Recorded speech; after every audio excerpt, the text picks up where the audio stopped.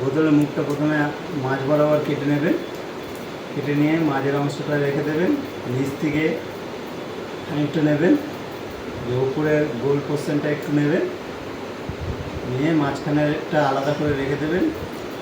এই ঢাকনার সমেত এটাকে এইভাবে ঢুকিয়ে আঠা দিয়ে ভালো করে লাগিয়ে দেবেন।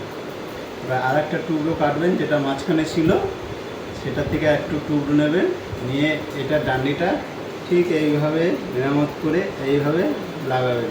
দেখছেন এটা ধরা ডান্ডি হয়ে গেল জগে, দেখতে পাচ্ছেন? হ্যাঁ,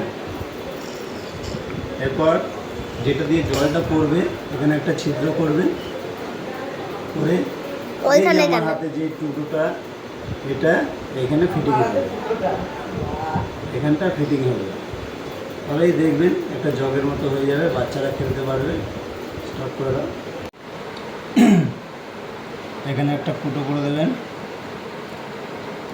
আমি ফুটোটা করছি, দেখেন